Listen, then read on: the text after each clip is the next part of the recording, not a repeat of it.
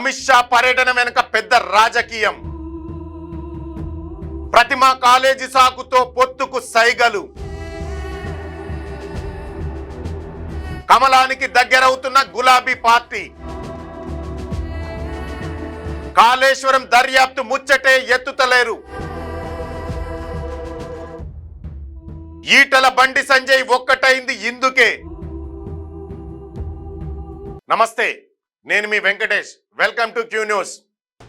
కేంద్ర హోంశాఖ మంత్రి అమిత్ షా ఈ ఆదివారం హైదరాబాద్ పర్యటన వెనుక పెద్ద రాజకీయమే ఉందని గుసగుసలైతే వినిపిస్తున్నాయి.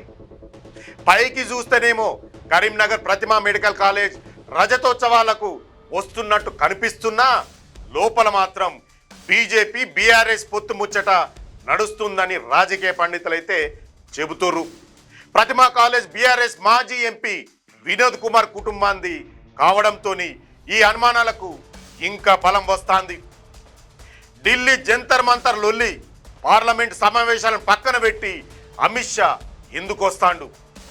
కమలం కారం కలవనీకేనా? Watch this story. దేశ రాజధాని ఢిల్లీలో కాక్రోచ్ పార్టీ నేతలు, విద్యార్థులు జంతర్ మంతర్ కాడ రాత్రింబవళ్ళు ఆందోళనలు అయితే చేస్తుండ్రు.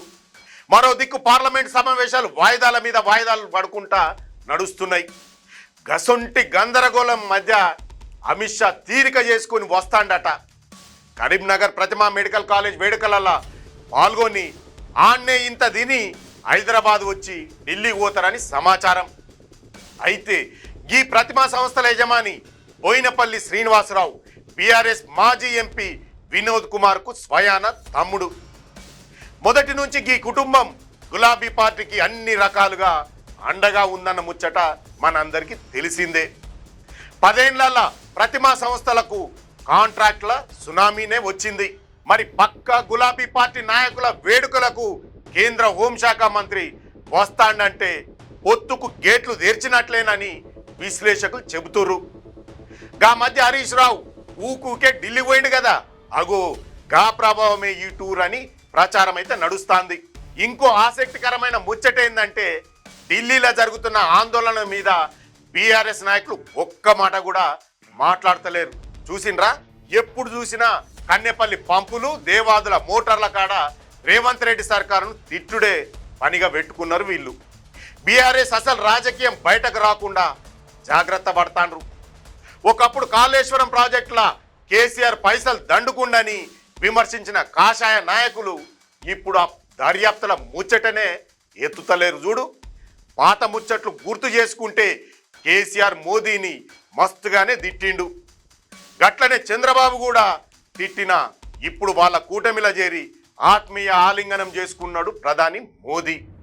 రేపు కేసీఆర్ జీ అని ఈయనను కూడా కౌగలించుకుంటాడు. చూడు, రాజకీయాలలో శాశ్వత శత్రువులు ఉండరని చెప్తారు కదా, గంతెందుకు ఏపీలో కూటమి ప్రత్యర్థి అదే జగన్ మీద ఈగ బాలుతుందా? ఇప్పుడేమన్నా అవసరానికి ఎవరైనా దగ్గరకు తీస్తారని దీన్ని బట్టి అర్థం చేసుకోవచ్చు మనం.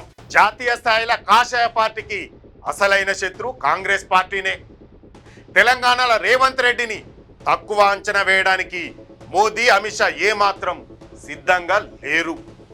ఇప్పుడు ఆ పార్టీ ఒంటరిగా పోటీ చేస్తే కాంగ్రెస్కే లాభం జరుగుతుంది.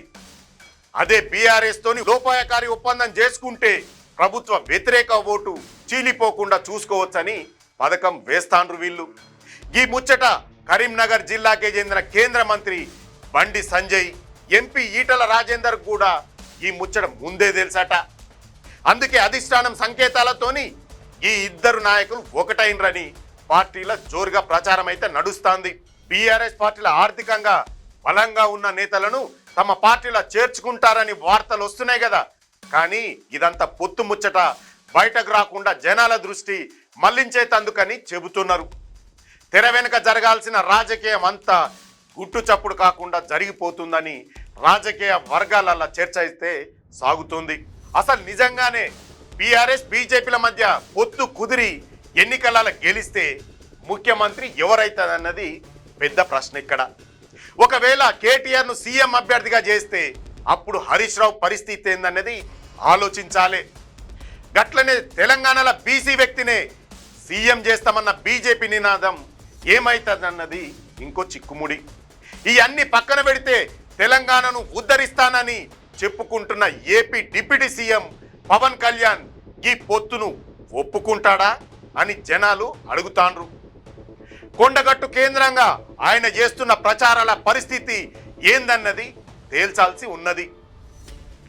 కేసీఆర్ పేరు చెబితేనే మండిపడే చంద్రబాబు ఈ పొత్తుకు మద్దతు ఇస్తాడా అన్నది కూడా అనుమానమే.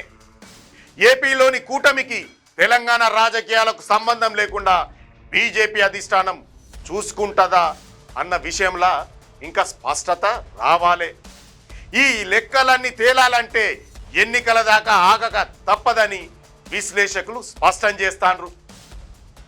చూశారు కదా ఈ యొక్క బీజేపీ బీఆర్ఎస్ పొత్తు డ్రామా. దీనిపైన మీ అభిప్రాయాన్ని కామెంట్ రూపంలో తెలియజేయండి. మరో మంచి టాపిక్తో మళ్ళీ కలుద్దాం.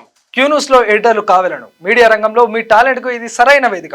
2 నుంచి 3 సంవత్సరాల అనుభవం ఉండి ఫోటోషాప్, ప్రీమియర్ ప్రో, ఆఫ్టర్ ఎఫెక్ట్స్లో నైపుణ్యం ఉన్నవారు కావాలను.